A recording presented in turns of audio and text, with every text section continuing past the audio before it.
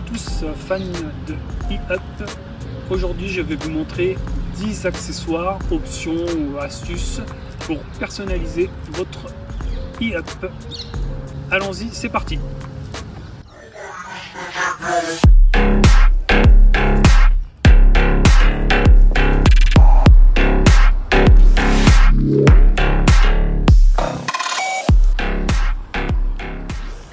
Astuce numéro 1, c'est une option, c'est le pack style. Elle personnalise votre e-up.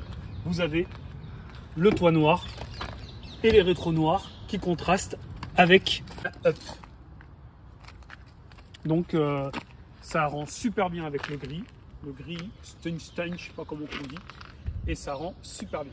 Voilà, ça c'est une astuce pour personnaliser.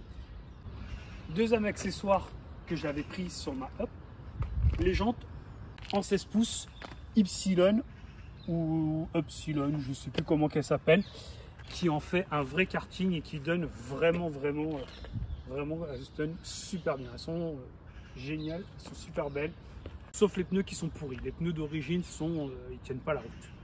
Après il faut les changer. En astuce numéro 3, on va passer devant.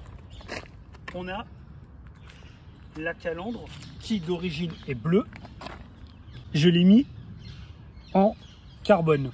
Alors c'est pas une lame en carbone, c'est un covering. Ça fait 3 ans que je l'ai et franchement le covering il tient super bien et mon esprit à moi, ça va mieux avec l'esprit du gris et du noir que la baguette bleue qui ne va pas du tout avec la couleur de la voiture. D'ailleurs sur cette voiture, tout ce qui était en bleu je l'ai enlevé, ça n'allait pas avec la voiture.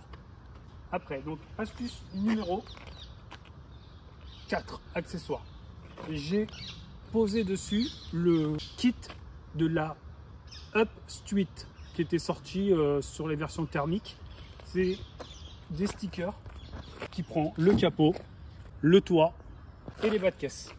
Regardez-moi cette petite bande latérale. On a l'impression que ça a été fait exprès. C'est tip top. Ça rend la voiture, ça lui donne cette uniformité. On a l'impression que c'est de l'origine. Volkswagen devrait le proposer sur les versions thermiques. Ils auraient dû le proposer sur les versions électriques parce que je trouve qu'ils ne poussent pas assez la personnalisation sur leur véhicule. Et du coup, c'est un véhicule qui n'est pas connu alors qu'elle se prête super bien à la personnalisation pour ceux qui aiment.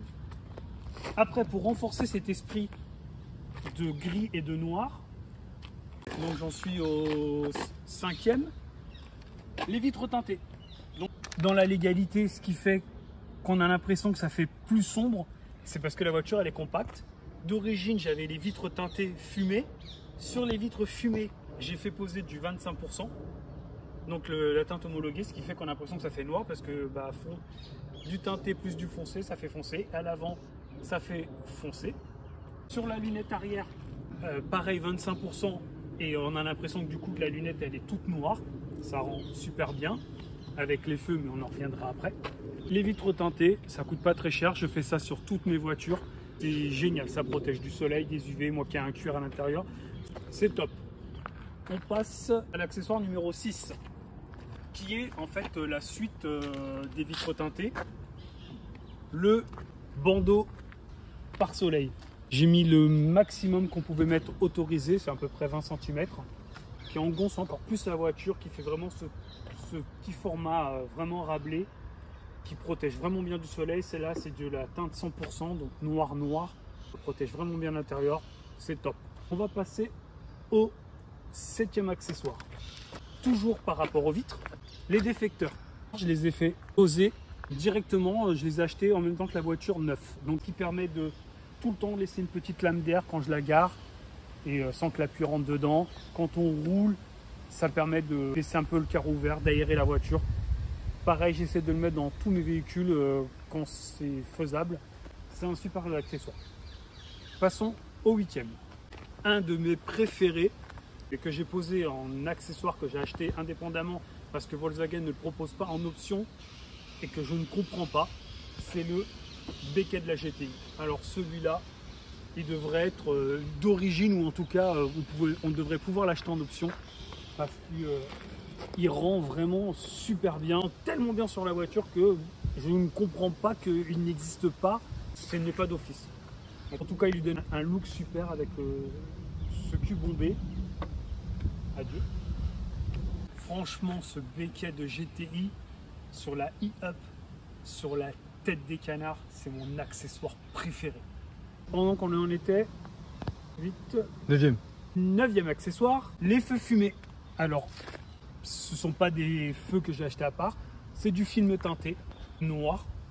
On voit parfaitement avec, hein, ceux qui croient, on allume les lumières, les feux stop, et ça lui fait un arrière, j'adore, franchement, ça fait magnifique. On va passer au 10e accessoire. J'ai déciglé la voiture et j'ai mis une petite touche kéké pour certains, je sais pas. Alors ici, vachement effacé en 3 ans, j'avoue. Mais ça lui donne un petit cachet sympathique. Alors peut-être qu'un de ces 4, j'en remettrai un nouveau pour le remplacer. Parce que j'aimais beaucoup l'effet qu'il avait quand il était neuf. Bon, celui-là, avec le soleil qui tape dessus sur du noir, bah, il s'est effacé. Sinon, en 11e accessoire en bonus, qui n'est pas vraiment parce que c'est plus un retrait, c'est que j'ai déciglé toute la voiture. C'est-à-dire que j'ai enlevé la petite baguette bleue que je répète comme à l'avant qui n'allait pas avec la voiture, à mon goût. J'ai enlevé le sigli-up, j'ai enlevé les petits sigli-up sur les portières. Tout ça dans le style d'uniformiser ma voiture, vraiment de faire ce contraste de noir et de gris.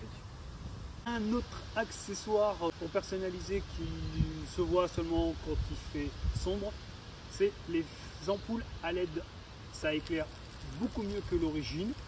3 ans que je les ai, elles marchent super bien.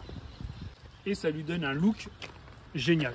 Ça ne fait pas cette espèce d'aspect jaune. Ça rend super bien avec les virgules d'origine. Voilà, je pense avoir fait le tour de ma voiture. J'adore, je ne m'en lasse vraiment pas, c'est toujours le même plaisir pour aller la conduire. Et dans une prochaine vidéo, je vous présenterai les accessoires intérieurs. Voilà, à bientôt, ciao!